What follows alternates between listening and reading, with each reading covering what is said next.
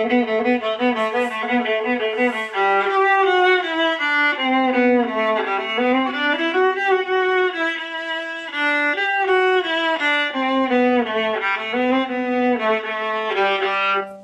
guys, welcome back to another episode of Baba's Automotive Interviews. On this show, we like to shine a spotlight on our blue and white collar workers who go out there every day and make life easier for each of us. Today, we have a very special guest with us.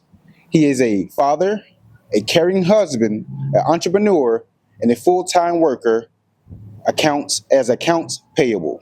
We have with us today Mr. Lovell Hunley. Mr. Lovell, thank you for joining us. All right, glad to be here. Appreciate you, man. All right, man, we're gonna get straight into it, man. Where you from, boss? I'm from Charleston, South Carolina. You from Yeah, Charleston. Yeah, Charleston, South Charleston, South Carolina. Yeah, I don't have the Geechee accent like a lot of my friends do still, but because I've been in Atlanta so long. But yeah, Charleston, South Carolina. Man, I'm from Charleston, South Carolina. Yeah, I never known that. Yeah. All right, cool. So when Yeah. do you come to Georgia? 2003. I graduated from South Carolina State University in 2003, and then I moved on here to try a fresh start. South Carolina is a little smaller, of course, as you know, and wanted to come to a little bigger, city just to see, what I can do here. Lay my foundation here and see what could happen. Okay. You came with your family members, or just you by yourself with your bag? And yeah, it was me. Matter of fact, graduated on May 10th, and I came down May 12th. And the only reason I didn't come the day after was because it was Mother's Day. Wow. So I told my mom I'll spend that weekend with her. So yeah, that Monday I came on down, packed up my car, and brought my clothes. Came down with my sister. My sister was already here. She was already here in Atlanta. And then I just came on down, moved with her and her husband. And, they got me, the foundation laid for me to stay with them so I can, start planting my roots and everything. And it's been on ever since. And why Georgia? Did you hear something about Georgia like back in the day? Is it like now? Like we still have that rush in Georgia, and I hear they had like almost like a gold rush back in the day where people was coming. Yeah, they coming right now. Did you catch that wave also? You came when those people was coming. You hear a lot about Georgia that made you want to come. Yeah, well, really in the '90s, I came to visit a lot. So visiting in the '90s compared to today is totally different. Okay, it was a lot less people. And honestly, when I came in the '90s, I saw a lot more successful Black people. It was a lot more successful Black people. Of course, there's still some today, a lot today. But as far as I would go to like Lithonia, areas, on the south side of Clayton County and everything, and it was just so different then compared to today. Like it was just night and day. And I loved it. I was like, okay, people are living good here. Black people really living good here. And that's what really sparked my interest. Wow. Yeah. Wow. I think that sparked a lot of people's interest even to today. People coming from New York, people coming from Cali. Nobody here that I meet in Georgia is, most of them is not even from Georgia. Yeah, exactly. That's crazy. That's crazy.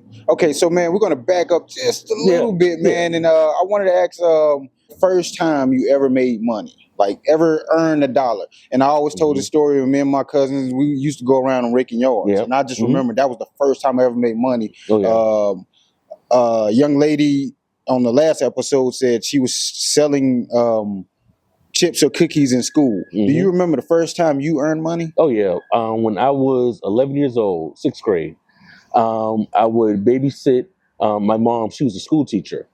And one of her coworkers, another teacher, she had twin boys that like to play sports and stuff, but she needed someone to watch them. And she asked, hey, okay, Lovell, he's, 6th grader, 11, he's mature, he's, responsible. Does he mind watching my sons? And they were like 7 or 8 at the time. So, they couldn't stay home at night whenever she wanted to go, leave, hang out or whatever. So I would go and I would watch them. And, just watching them, I would get, paid, some change. Of course, back then it was little or nothing, but, something for me, so I can go rent a video game for Blockbuster or something, or, type thing. Yes, so, sir. Yeah, I'll just watch her sons. Okay, cool. Yeah, cool. And I would mow their lawn as well, on weekends. They would ask me to come over, mow their lawn, And just So always been like an entrepreneur, always had the entrepreneur spirit. yeah. That was my introduction. You know? Okay. So what did you always wanted to be growing up? What I wanted to be Yeah. originally, I Yeah. wanted to be a meteorologist. A meteorologist. Yeah, Okay. yeah. But when I was in high school and stuff, that's what I wanted to be. But I didn't want to do it because I didn't want to chase storms. You didn't want to I chase did not want to chase tornadoes and hurricanes and all that. Because being in Charleston, I of course went through Hurricane Hugo, and Hurricane Hugo was crazy. So I was like, no, I'm not trying to get out there and be on the front line. You know what I'm saying? So that deterred you. yeah. I just wanted to be in front of the green screen, pointing out what the weather gonna be like tomorrow, all that good stuff. That's what I wanted to do. But that changed to I wanted to be a journalist. I wanted to work with ESPN because I love sports. So ESPN was my next goal. And that brings me to, I don't know how far you want me to go. Keep going. But, this is your story. Let's go. I don't want to say anything. Okay. I want you to rock out. And then I wanted to do that when I got to college. And I majored in communications, professional English. So I was like, okay, I can take that and go into journalism because we didn't offer journalism, at my school at South Carolina State at the time. So, but professional English and communications was the next major. So I did that. And I'm like, okay, well, let's see how I can spin it into ESPN or, any sports station, and it wasn't successful. And then I thought about radio. Then because we had a radio station at the school I worked with. So I was doing a little DJ thing on the radio, and of course that was after the time of Ludacris. So I was like, oh, I could be a Ludacris, Okay, I could blow up. Okay, yeah. Try to blow up like a Ludacris, Of course that didn't pop off. So I was like, okay, just forget all that. And then, of course, I graduated, moved here to Atlanta, and I jumped into accounting. And you jumped into accounting when you got here? Yes. Okay. Question. Now, go back. What was your college you graduated from? South Carolina State University. South Carolina State University. Yeah. And what did you major? Communications, professional English. So that's what, and that was the crazy part because I went to school for that. I went to school for communications, professional English, so I could be a journalist or be on the radio. Those didn't work out, so I moved here to Atlanta. And my first job, I was applying to everything. I was going door to door selling paper products, for printers back then. Big office printers. I would go sell paper products, just trying to hustle, get money. And I finally got a call from Parisian department store. I don't know if you have heard about them. They're like a Macy's or Belk back in the day. But I got a call from them at North Lake Mall, and when I went in, I didn't want to be on the retail floor, but I was like, "Hey, I need a job," So when I got there, she was like, "No, I like your degree and everything, so I'm gonna put you in our accounting department behind customer service." So I was like, "Oh, okay, cool, I'll do that," And then she was like, "Yeah, you seem like you could pick up, work really quick, really fast, So I was like, "Okay, cool, I'll do that." So I jumped into that. I was the store accountant. They trained me to be a store accounting, person. It wasn't accounting per se. I was doing general ledger work, for month end, but it wasn't like everyday accounting. It was really just month end, helping with the general ledger because I would do the store deposits every day, make sure the safe had X amount of dollars, the petty cash funds, all that good stuff. All the registers had the same amounts, make sure no one was short or over, the commissions were paid out to the shoe department, all that good stuff. So that was my introduction. And I just got thrown in, having no experience at all. But I took it, I ran with it. I did that for a year. And they pulled me into human resources to be an HR assistant. So that was a promotion. So I got into HR, did payroll at that time. So doing payroll, commissions, all that good stuff.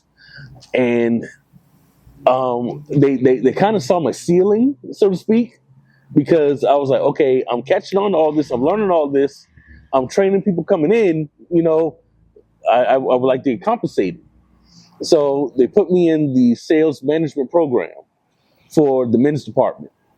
So I was helping with HR, sales manager in the men's department, in the polo department. So I'm juggling these different jobs, hiring people, training people, and doing my job. So I was like, okay, this is not going how I wanted to go. So I found another job, and that was I was a travel agent in Alpharetta for Capital One, where I would book flights for like credit card holders, Amex, the black card Amex. They would call in at the time back then. They would have their people call in and book their flights to like go see the Grammys, all kind of stuff. So it was an experience. I had really loved that job. So of course, producer was upset when I left, but I said I need to venture out and do something else, get more money. Okay. So got more money doing the travel agency because it was commission, and I was learning something new. Caught on to that quick. Moved up in the rankings there, and I was taking a class there, kind of being up trained to do a new program, and the person who was supposed to teach the program didn't show up. So I took the initiative and I went in front of the class and said, "Okay, look, this is what we're gonna do. I just open up y'all laptops and let's go." So I started teaching the class. The CEO came by the classroom, peeked their head in, and I saw her look in. And she looked in, and I'm still teaching, still going. So and then she popped back out, and then about 30 minutes later, we went on a break, and my supervisor, she tapped me on the shoulder, was like, "Hey, come talk to me real quick." And I was like, "Okay, what's up?" She was like, "The CEO came in and said you were teaching the class." I was like, "Yeah." The person didn't show up. So she was like, she liked what she heard. She wants you to be one of our 3 trainers to open up call centers across the country. So yeah. So I'm like, okay, bet, let's do this, And she was like, it's gonna be more money, but here you go. So okay, cool. So started out in Columbus, Georgia. Went down there for about a year. Opened up call center, brand new call center. Trained X amount of classes, coming through. And when I got down to Columbus, they wanted me to stay down there. They wanted to hire me there as their head trainer. I'm like, no, I'm good in Atlanta. Atlanta's my home. I can't just leave and come to Columbus. I don't know y'all like that. So came on back after a year. So 2 years total with that job. And come to find out, they said, hey, you might want to go to Columbus because we're closing this branch here in Atlanta. You can go down there, start fresh, be the head trainer, the only trainer. And I was like, nah, I can't do that. It was a good amount of money it was going to pay me, but I was like, nah, I'm trying to get my foundation here in Atlanta. So I decided to stay in Atlanta. And when I stayed in Atlanta, I ended up going to a law firm. A debt collection law firm. Okay. Yeah. Because they use the same system as I did at the travel agency. So I was familiar with the system that they were using. So it was no problem. And with them, that's when I traveled the country again, training and opening call centers for other debt collection agencies. So they saw my training experience basically, brought me in to be a trainer for them. Because I didn't have to get on the phone, take calls or nothing about, I didn't have to call people about debt. I had that myself. I was like, I don't call nobody. I don't let nobody calling me. Right. So I ended up being a trainer for them. I went to Phoenix for about 6 months, opened up call centers out there. Went to Minnesota to Target to open up their debt collection call centers for their credit cards. Went to Dallas. I went all over, man. So I love the training aspect of everything. That was cool. Meeting new people, going to different cities. But of course, that was pre-family. Okay. That was pre-family. So now at that point, now I'm ready to settle down. Now I'm ready to, okay, all this, traveling is cool, money's good. I'm ready to settle down. Yes, sir. I got to bring it back down a little bit. So get back to Atlanta, let them know, hey, I want to settle down here in Atlanta instead of traveling all the time. So they were going to put me in another department, but I didn't like the department they were going to put me in. So I found another job. And that job was the next stage of my accounting experience. This is where I get deeper into accounting. Okay. Well, accounts payable. And just briefly about accounting and accounts payable. Of course, accounting is more general ledger, bookkeeping, all that good stuff. Accounts payable is more making the payments for the company, for the business, invoicing, making the credit card payments, for invoices and all that good stuff. So that's kind of the difference. It's really paying things out on accounts payable, and the bookkeeping is accounting side. And on the accounting side, they tend to lean towards CPAs. You got to have the license, the accounting license and certification. I didn't have all that. I didn't go to extra schooling for it. So I decided to go the accounts payable route, which is kind of the backdoor route, But it doesn't, of course, pay as much as accounting. But accounts payable is still a good way just to learn it, just to get in the door with it. And then if you decide that you like it, then you can go ahead and pursue accounting. But Get your certification. Yeah, certification, exactly. And then go to accounting. Yeah, okay, yeah, cool. It's kind of like getting your master's in school. After you graduate, get your undergrad, then you kind of go for your master's to get an accounting, a CPA. Makes sense. It's a lot more schooling, a lot more. And I just didn't have the patience at the time. I just wanted to make money, Okay. Just wanted to keep going, keep getting money.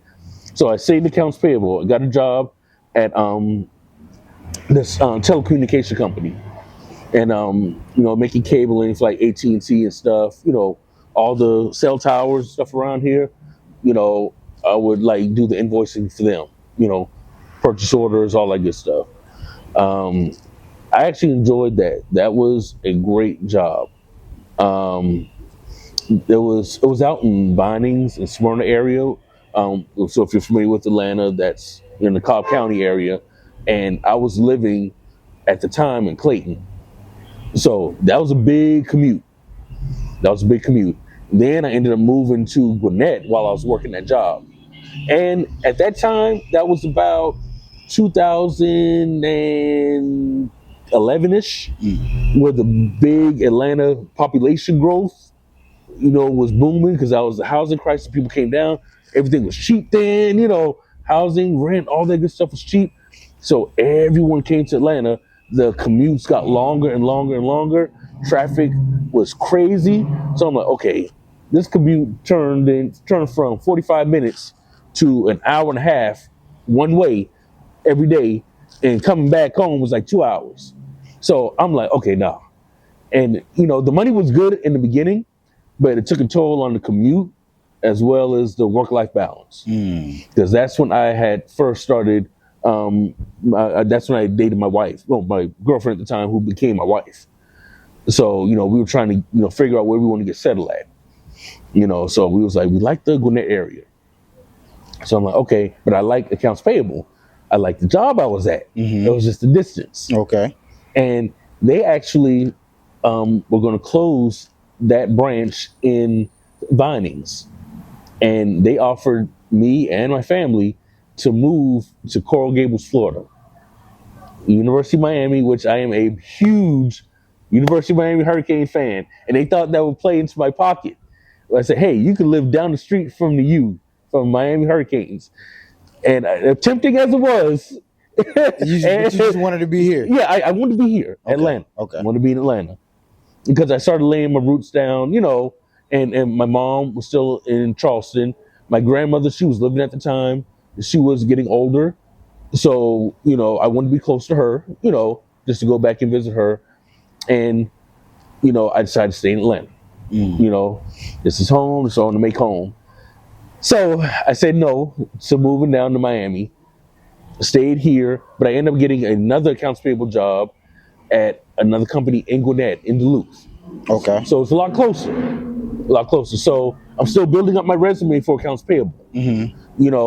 Are you interested in getting a certificate and being full blown? Yeah, I was starting getting interest in that. Okay. But I actually wanted to get interest in the bookkeeping side. Okay. So not quite full blown CPA, but I wanted to go to bookkeeping. And of course that involves QuickBooks certification and learning different tools like that. So that was the cheaper and shorter route, because I wasn't built for another like 2 years of school. I'm sorry. But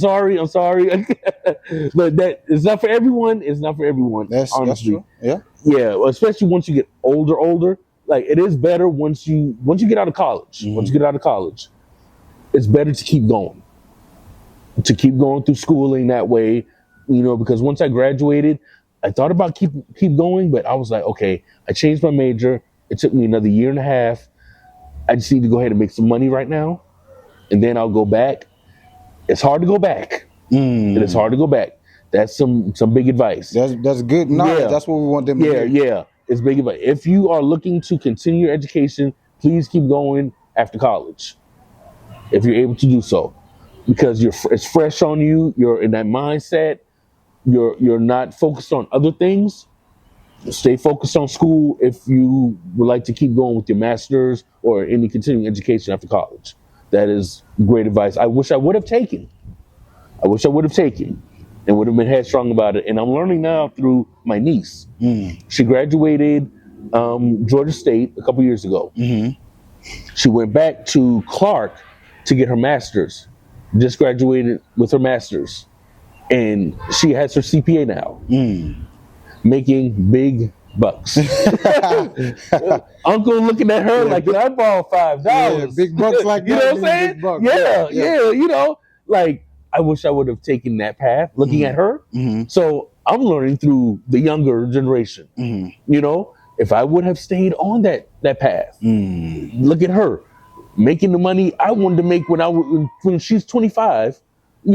I'm like, 25, I could have been making what you made. If I would have just stuck with it. Just stuck with it. Yeah. That's the big key right there. Sticking with it. Yeah. So I'm learning from her now. So yeah, that's a big thing. But hold on, still with knowing that. Yeah. Still, you're saying you're too tired. No going back, no getting the certificate, going 2 years. Yeah. None of that. Yeah. Just go ahead and yeah. Okay. Yep. Okay. Man, looking back, that's no. I'm talking about you though. You're saying knowing that. I'm sorry. Knowing what you know about your niece and all that motivation right there. You're saying you still don't have it in you to go back. Yeah. To go get the full accountant. Yeah. I'm 47 years old. Okay. So 47 mindset is a lot different from 27.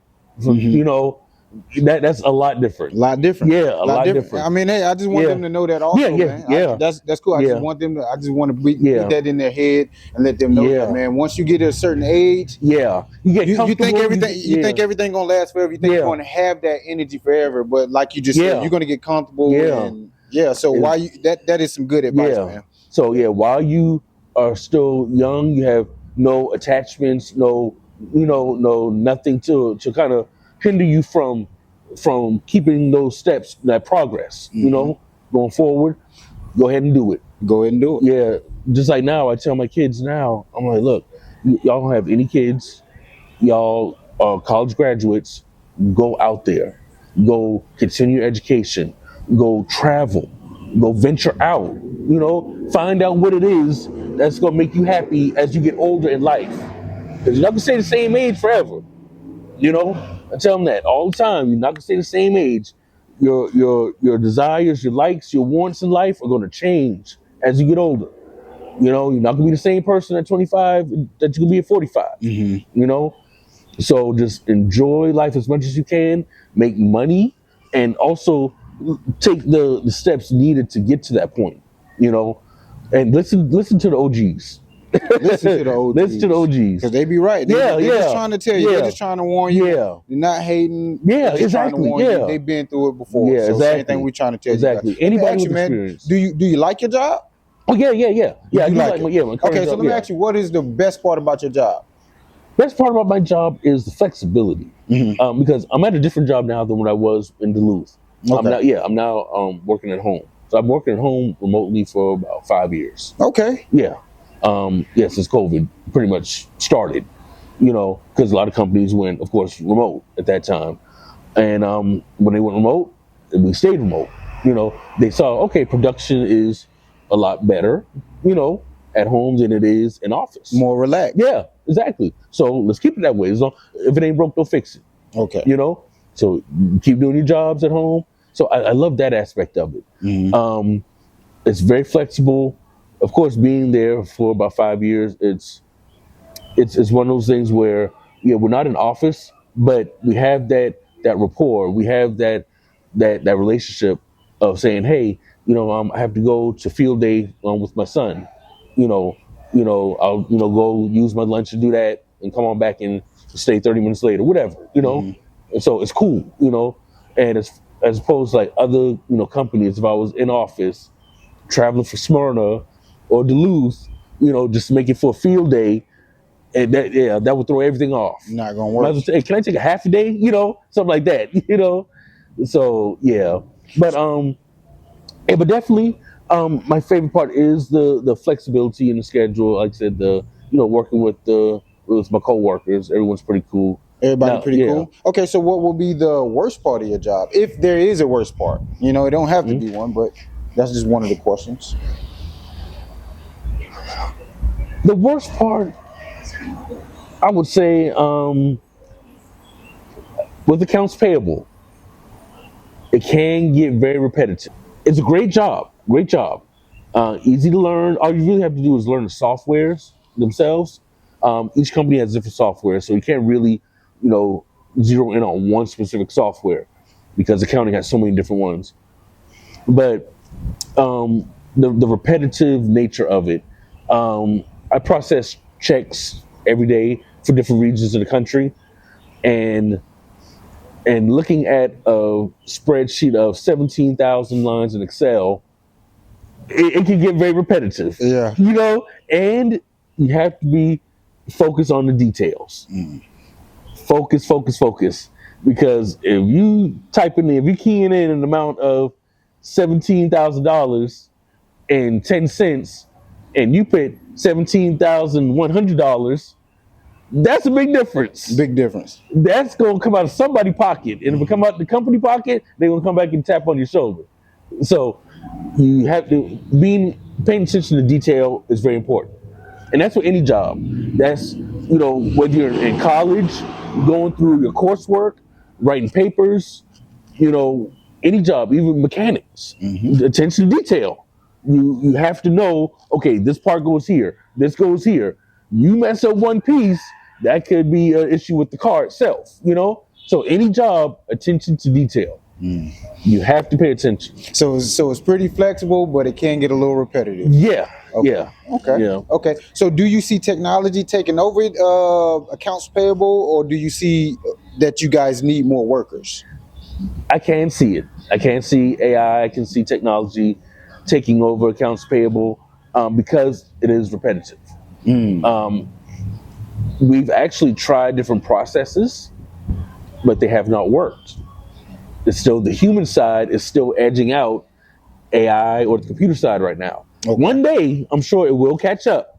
But as of right now, like I said, reading the computer, they're not going to see, oh, that's a period right here, or a decimal right here, and it should be a comma or whatever the case is.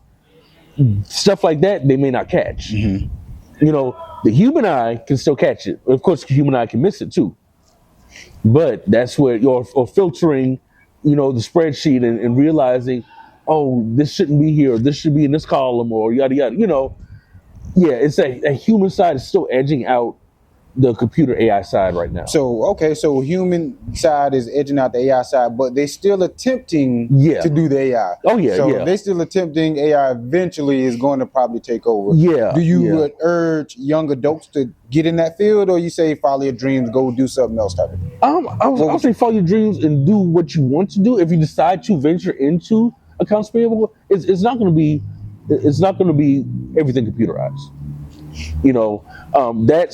That's so far down the road. Just looking at what our company's doing and other companies are doing, it's hard to turn everything over to a computer and trust that they're going to get it right. Mm-hmm. So it's still a ways away.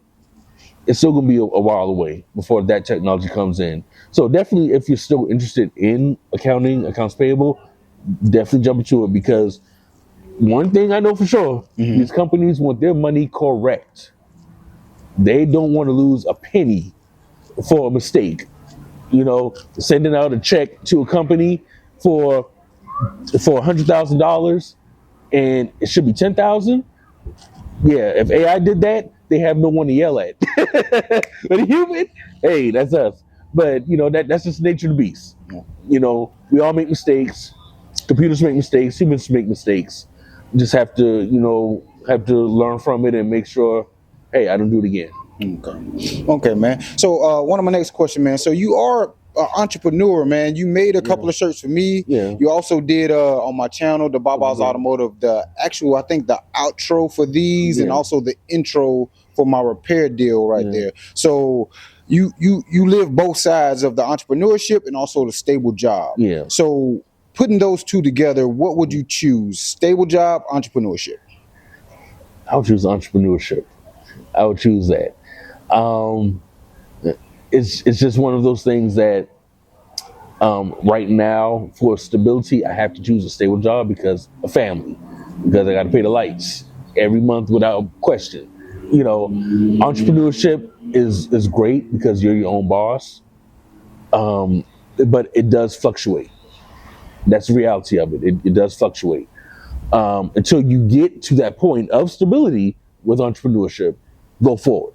You know, I definitely encourage younger people to, hey, if you have that mindset right now, go tackle it now. You don't have kids to worry about. You don't have bills to, what I'm saying. You go tackle it. When you're able to do so, you don't have the financial or responsibilities or strain on you.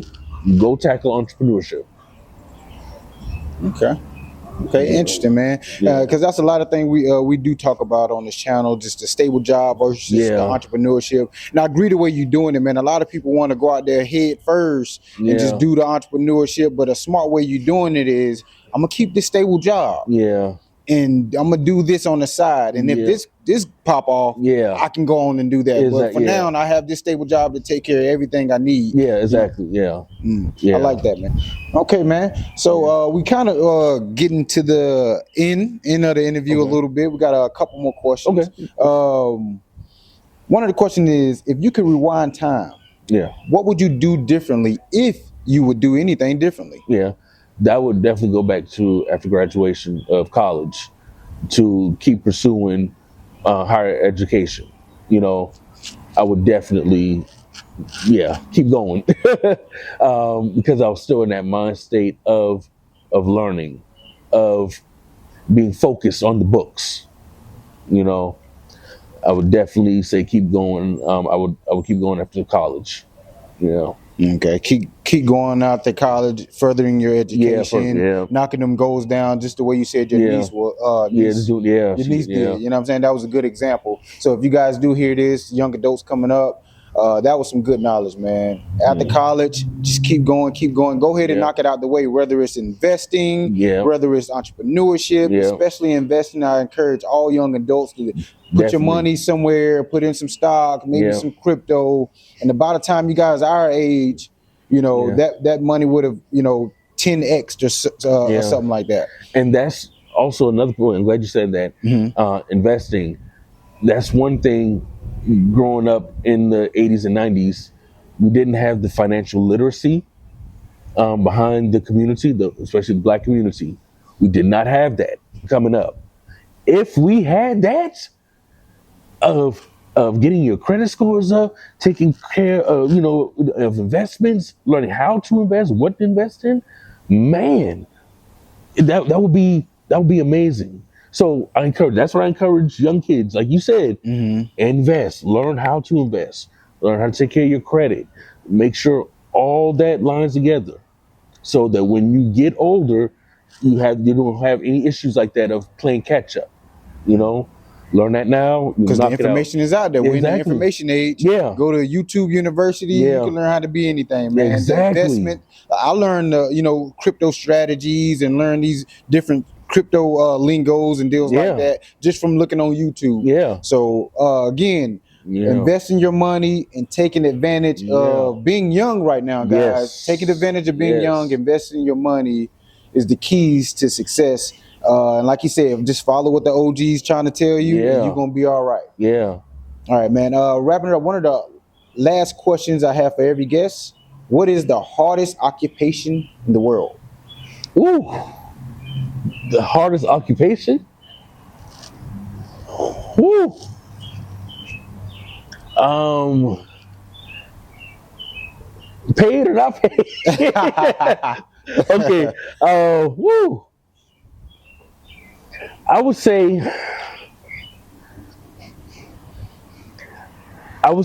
the hardest occupation. I would say one of the hardest. I have a couple. I have a couple. Um, One,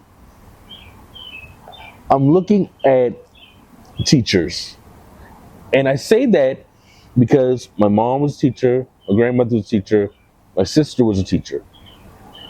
They were teachers back in the day. There's a total different environment now in a lot of schools where it is very hard for teachers to do their job effectively. You know, and I'm not trying to knock the young generation, I'm not trying to do that. But it's a different time now than it was back then when it comes to understanding what the teacher's job is, what the student job is in schools. You know, if we can get back focused on getting your lesson done, getting your work done, you're gonna have plenty of time to play, hang out with your friends, do everything else, but focus so that in the future, what we're talking about now, that you can be successful. Just knock it out the way now. Just focus, pay attention to school. You know, no one's gonna be perfect. You don't have to be a perfect student, but just understand what your job is in school to do. Knock out school for those 8 hours, then you go home and do what you do. But just understand that those teachers are there for a job too. You know, they're trying to help you get to that point, trying to get you to that level. So try not to make it as hard for them to get your job done, you know, as a student. I say that's one profession that's very hard. Another that is not paid is a parent. That job, oh my gosh. Yes, but we love our kids. We love all kids. We love our babies. Yes, Man. love our babies. Any kid I see out here, you know, no matter what they're going through, we love them. We love you guys. We just want to make sure you guys get on the right track because this world's crazy out here. And just like I tell my kids, outside those four walls in our house, this world don't care about you. We got to make sure you're prepared for the good, the bad, and the ugly when you step out of our front door. So that job itself is just, oof, yeah, it's very rewarding. It's hard, but it's rewarding. So listen to your parents, listen to the OGs, all those that have experience. We have a story to tell that can benefit you guys. Yes, sir. Yes, sir. I agree. Yeah. Thank you, Mr. Hunley, for taking this interview with us. All right. Thank you for having me. Appreciate it. Yes, sir. All right.